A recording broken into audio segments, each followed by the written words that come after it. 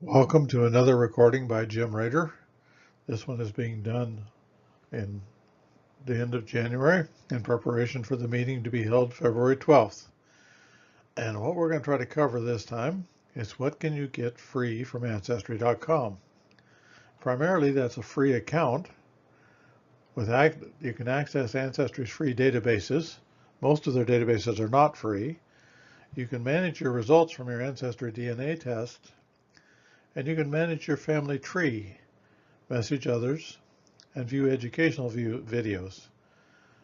And we'll talk later about how to get free email addresses and how to use JetCom.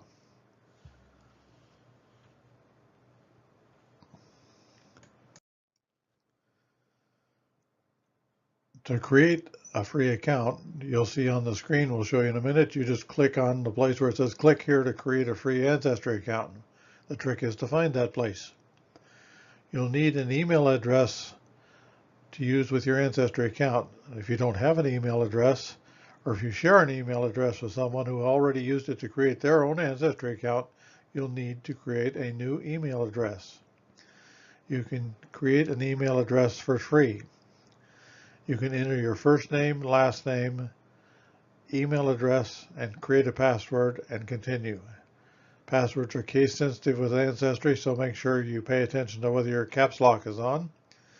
Your password should be between 18 and 24 characters and can be any combination of letters, numbers, and symbols. And make sure you write it down, because it seems every time I write mine down, don't write it down, I forget what it was 10 minutes later.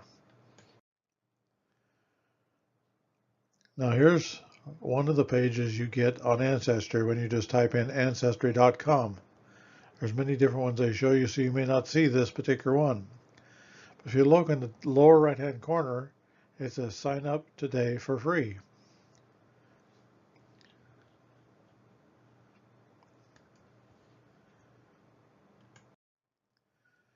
And this is all the information they want from you. Your first name, your last name, your email address, and you're going to need that to be able to log back in later, and you create a password, which I said 18 characters on the previous slide. I meant 8 characters. Basically, this is the same thing you do any place on the internet.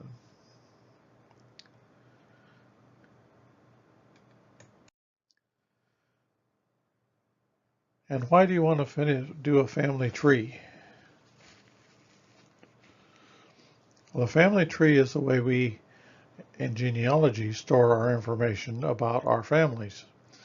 And it's the way this program, Ancestry DNA, looks for your matches. So you need to put your family information in what we call a tree, so other people's matches can be matched with other people can match you, and they can tell you, Ancestry can tell you who you match. So you can see here they're asking you to put in your name, first and last name, and your age and your sex. The reason they're asking sex is they would need to know which box to put it in, the one on the left or the one on the right. And then you're going to choose who to search for with this particular screen. But there's other screens to start from. Let's go on further without entering anything. Here they're pointing out that one name is all it takes to start your tree. But the more you add, the better we can help you. Every name is a piece of the story. And literally that is true. We showed you on the previous PowerPoint presentation that adding just a few more names makes your matches increase dramatically. This leaf that we see in the corner, they used to call it a shaky leaf, but they don't have it shaking anymore. It's just rigid. And whenever you see that on a name, it means they have more information they would like to share with you about that person. And billions, I mean B with the billions. Millions of fellow family history people, family history seekers like yourself, have already added their trees online. So one of the things you'll be working with in this project is with other people's research. And we can talk about that at length, but basically you may find that what they put in is incorrect. but when the program is looking for a match, that's what they're looking for. So they're sharing here that starting your tree couldn't be easier. Enter what you know. You don't need a lot of facts to start with your family tree. It's only the beginning of a treasure hunt. Anything you can put in, you can change later. Even guessing helps. I've even been told when you're trying to put in the parent of one person you don't know anything other than their last name, just add them with the last name and no other information. That will make the program work better for you. And then there are hints popping up to show you the way. So when we're in the program at Ancestry.com, you can see the address at the top of the screen. It's a web address, obviously. If you click on Start a New Tree, which is what we're going to show you now, we'll show you the uploaded GEDCOM choice a little bit later on. Most of the historical records on Ancestry are from 1790 to 1930.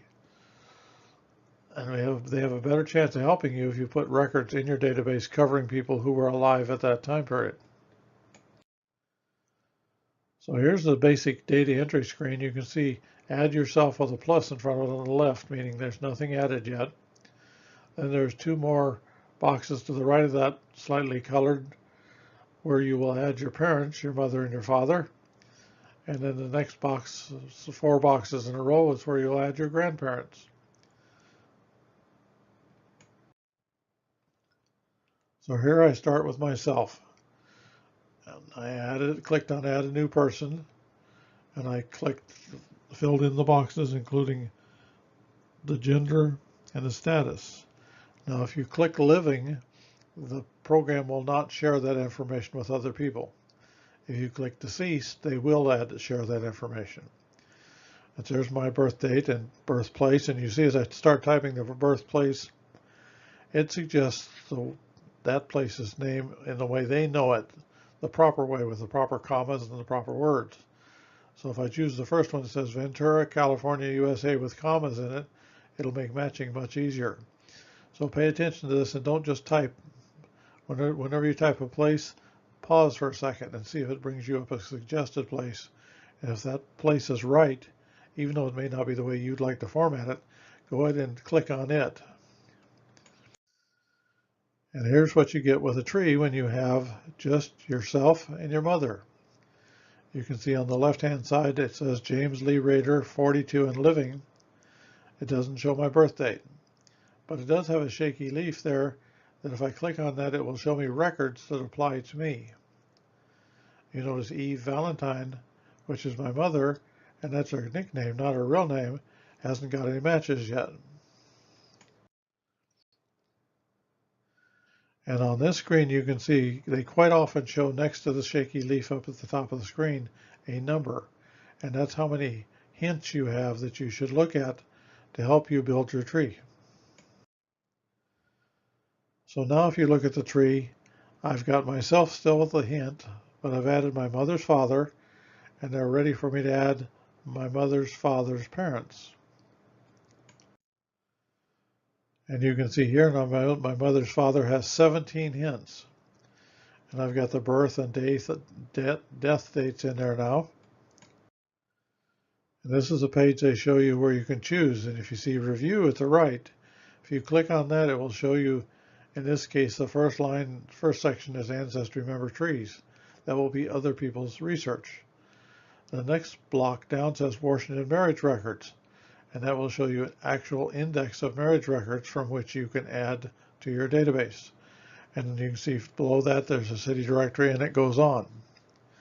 If you subscribe to Ancestry and pay their fees, you will get many more matches, many more databases. But the main thing we're looking for now is to put the information we can find from other members' trees, because that's what Ancestry DNA is going to be matching on. They are not going to be looking at those records. If you want to work on research or add things you can really depend on in your genealogy, you would use the actual records and not use the member trees.